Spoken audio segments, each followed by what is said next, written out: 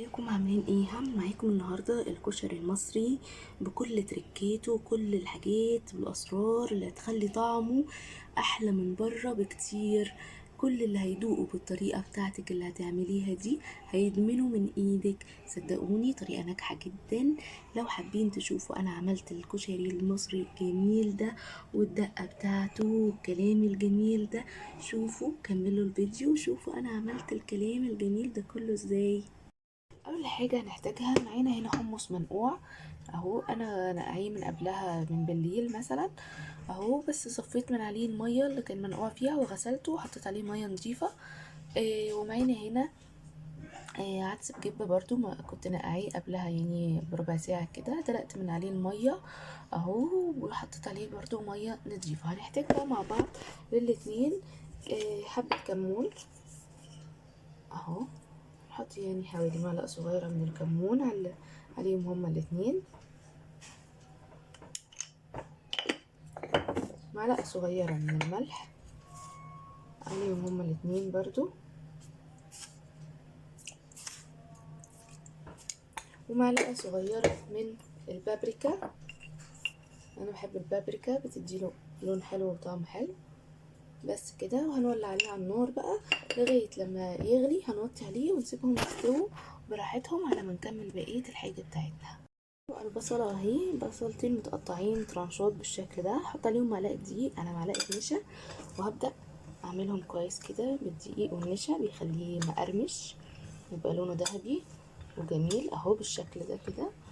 وهنجهز بقى طاسة فيها زيت سخن ونبدأ نقلي معانا البصل. اول حاجة هنعملها عشان هنستخدم الزيت بتاع البصل ده في كل الحاجات اللي هنعملها في الكشري عشان يبقى طعمه زي الكشري بره واجمل كمان. اهو الزيت سخن، نفضت البصل كويس من الدقيق عشان ميتحرقش معايا الدقيق. وهنزل بقى اهو بالبصل وهفضل اقلب فيه لغايه لما لونه يحمر معايا وياخد لون ذهبي وجميل. طبعا هجهز طبق فيه مناديل ورق وهطلعه اصفيه عليه.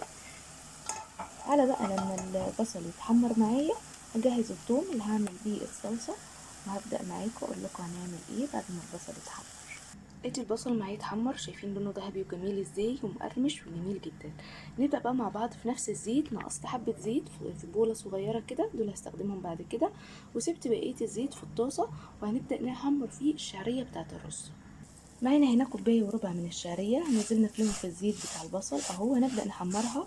على ما تتحمر بقى هنجهز معانا ميه مغليه. انا هعمل رز، هعمل 3 كوبايات رز على كوبايه شعريه، يبقى هحط حوالي كده 3 كوبايات ونص من الميه. زودت نص كوبايه عشان الشعريه هتشربها بس كده. ولو احتاجنا ميه مغليه تاني هنزودها عشان الرز ما يتعجنش معانا.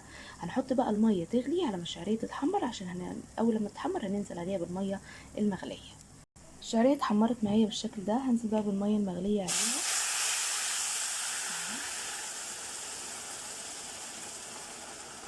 طبعا انا غسلت الرز دلوقتي وهسقط معاه الرز دلوقتي اهو بالشكل ده.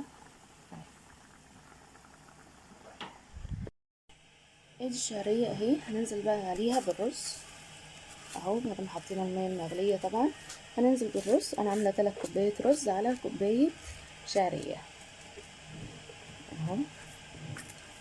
وعشان انا عامله 3 كوبايات رز على كوبايه شعريه حطيت 3 كوبايات ونص من الميه المغليه، وبغلي ميه كمان عشان لو احتاجنا ميه هنحطها على حسب الرز بتاعكم. فمعيار الميه مش ثابت، على حسب الرز بتاعكم بيشرب ميه كتير ولا لا.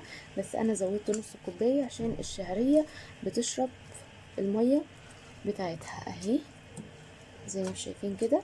بس احط معلقه بقى كبيره من الملح وانزل بيه على البوتاجاز نار عاليه لغايه لما يتشرب، واوطي عليه النار خالص وبس كده. نبدا بقى مع بعض عشان نعمل الصلصه. عشان بقى نعمل الصلصه دلوقتي هنحتاج راسين توم مفرومين. هننزل هنا بالثوم المفروم على معلقتين كبار من الزيت اللي احنا شيلناه بتاع البصل اهو. وننزل بالثوم ونسيب بس معلقه كبيره توم على جنب نيه هنعمل بيها بعد كده الدقه اللي بالخل. بس كده هنحمر الثوم اهو معانا بالشكل ده، اوريلكم بعد ما يحمر. ونجهز جنبنا ازازه الخل عشان هنطشه بالخل. مجرد ما الثوم بقى احمر معايا كده اهو، هننزل بقى بالخل معانا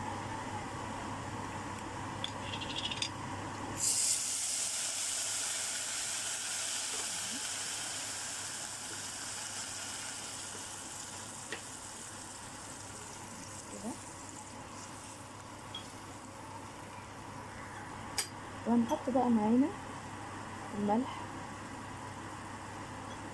اهو، معلقة صغيرة كده من الملح، معلقة صغيرة من الكمون،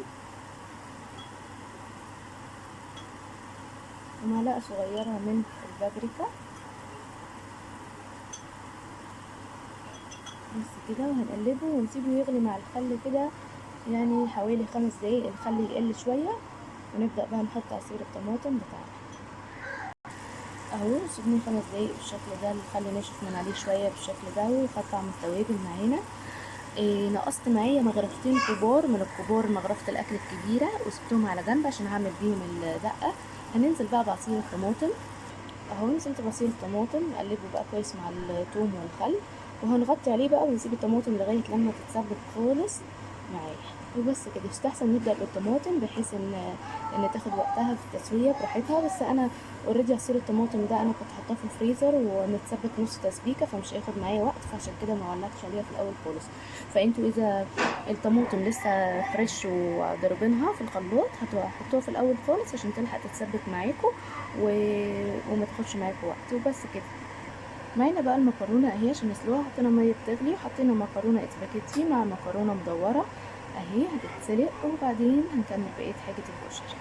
اول ما الصلصه بدات تتسبك معايا نزلت عليها بميه مغليه، اي حوالي كوبايه ميه مغليه، بحيث ان سمكها ميبقاش تخين معايا اهي. واذا احتجت ازودها تاني هتغلي غلوتين، واذا احتجت ازودها تاني هزودها. وبس كده. دلوقتي الرز بتاعي استوى اهو، يعني فاضل له تكه بالظبط. هننزل بقى عليه بالعدس الجبه اهو. العدس الجبه طبعا استوى، بس فيه برضو تكيه صغيره هيستوي مع البخار بتاع الرز. نفضيه كده على الرز، هنفرده على الوش بالشكل ده كده اهو، بس كده. وهنغطي الحله ونسيبه بقى التكه اللي فاضله دي يستويها مع التكه اللي فاضله من الرز. وبس كده. عشان نعمل بقى الدقه الحاميه اللي بالشطه هنحتاج مع بعض، خدنا مغرفتين من صلصه الطماطم اللي احنا عاملينها. هنحتاج كمان الثوم اللي احنا كنا ناقصينه اهو، الثوم اللي بالخل هناخد منه معلقتين. وكمان في توم تاني، الثوم الني اهو، هناخد منه حوالي معلقه صغيره كده. وهنسيب الباقي للدقه بتاعه الخل. هنحتاج كمان الزيت اللي احنا كنا ناقصينه اهو بتاع البصل، هناخد منه حوالي معلقه كبيره كده منه اهو. كمان بقى معانا عصير ليمون اهو، حوالي هنا كوبايه من عصير ليمون، بس مش هناخدها كلها طبعا، يعني حوالي 8 ليمونات اهو. هننزل بكده بكميه منه اهو بالشكل ده كده. ومعلقه كبيره من الخل برضو. هي اصلا الصلصه عليها اوريدي الملح بتاعها، فانا بس هزود وعليها التوابل بتاعتها. هزود بس معلقه صغيره من البابريكا ومعلقه صغيره من الكمون اهو، دي اضافه بس بحطها هنا اهو معايا في الدقه. وكمان بقى المكون الاساسي معانا اللي هو الشطه. هنحط معلقه كبيره من الشطه، طبعا اللي مش بيحب الشطه اهي، اللي مش بيحب الشطه حاميه قوي مش هيزود اهو، اللي بيحبها سبايسي اكتر يزود طبعا براحتكم. هنقلب بقى كل المكونات دي مع بعض كده. عفوا، الشطه حاميه فرحتها دخلت في مناخيري فمش قادره خالص اتكلم.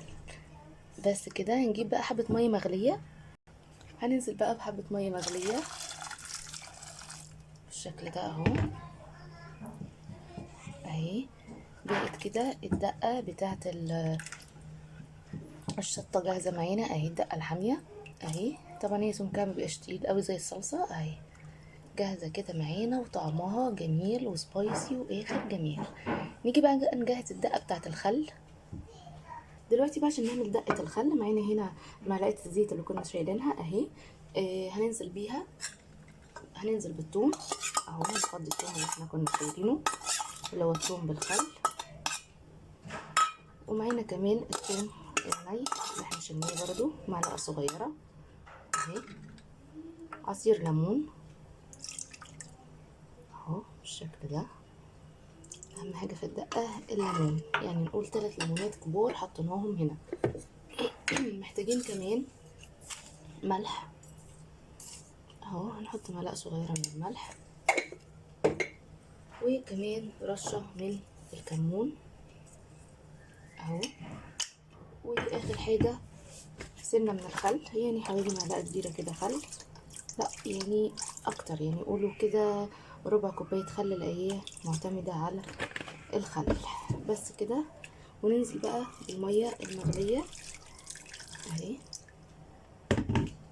ونقلب بقى المكونات دي مع بعض بالشكل ده، وهنرفعها على النار تغلي غلوتين، وهنطفي عليها وتبقى جاهزة معانا الدقة بتاعة الخل. وبس كده الصلصة معايا اتسبكت اهي بالشكل ده كده، خلاص اتسبكت. هننزل عليها بقى بليمونتين كبار معصورين، عصير ليمون اهو، ونقلب بس كده، ونطفي عليها كده. الصلصة بقت جاهزة وكل حاجة جاهزة معايا. هوريكم بقى الطبق بعد ما احطه للتقديم.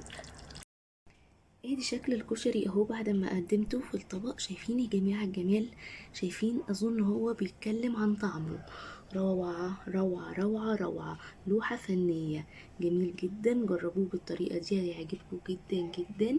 وما تنسوش طبعا لو مش مشتركين في القناة تشتركوا في قناتي وتفعلوا الجرس، وما تنسوش اللايك والشير. اشوفكم على خير، باي باي.